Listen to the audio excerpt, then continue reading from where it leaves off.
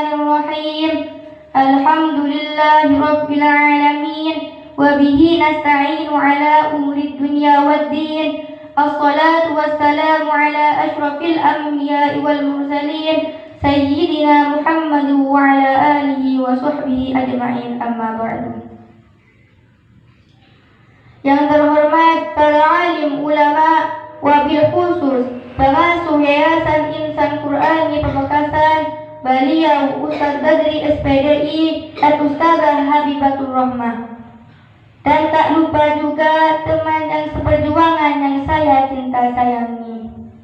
Pertama-tama, marilah kita panjatkan puja dan puji syukur kita atas kehadiran Allah Subhanahu wa Ta'ala yang telah memberikan kita nikmat sehat dan sempat sehingga kita bisa menghadiri acara pengajian rutinan pada malam hari ini.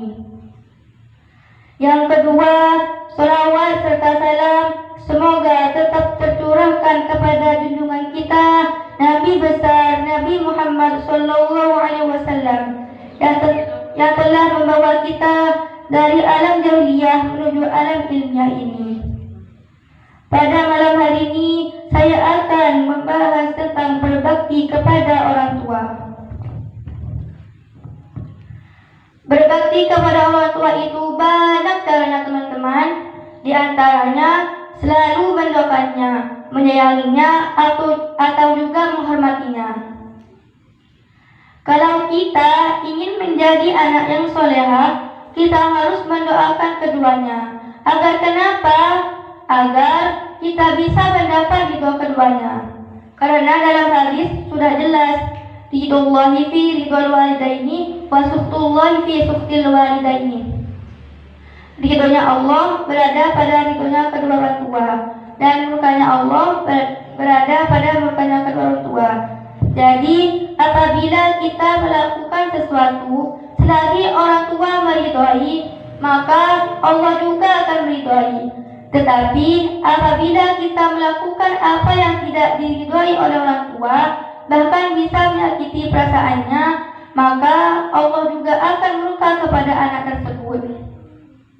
Apakah kalian ingin menjadi anak yang durhaka? Tidak.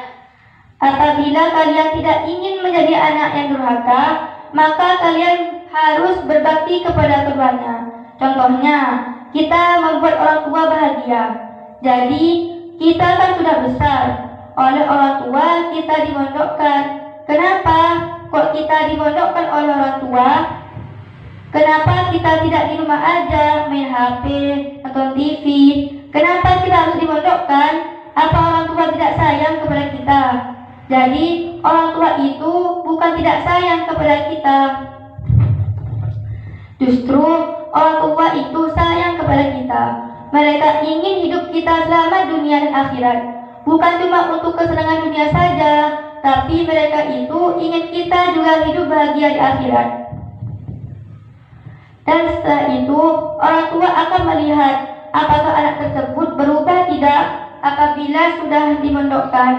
Tapi apabila anak tersebut memang benar-benar sayang kepada orang tua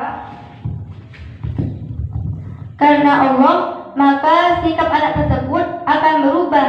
Dan dulunya suka disuruh oleh orang tua tidak mau, sekarang sudah mau diperintah.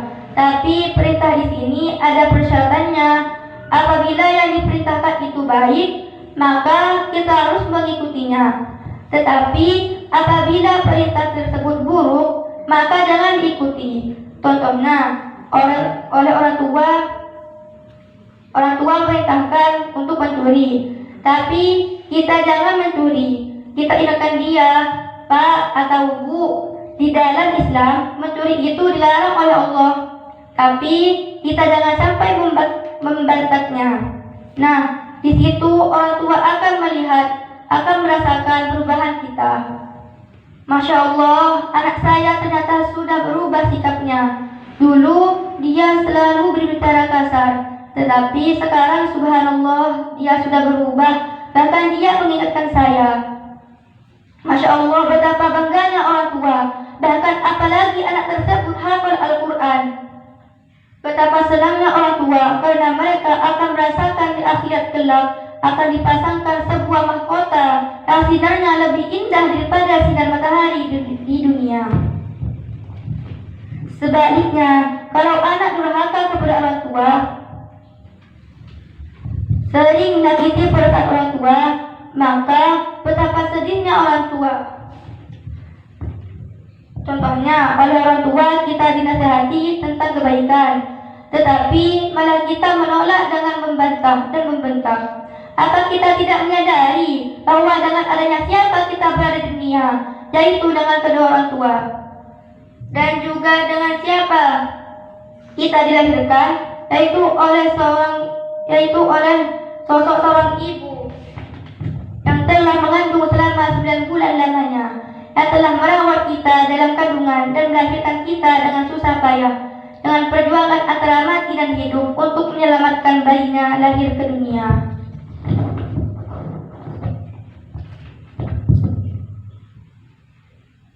Dan siapa yang memberikan nafkah untuk kita, yaitu oleh seorang bapa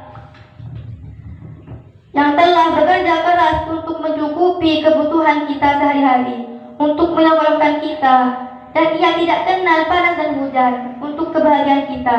Ia berharap agar kita sama dengan anak-anaknya tetangga. Kita mengeluarkan perkataan saja oleh Allah tidak diperbolehkan, apalagi membantah dan membentak.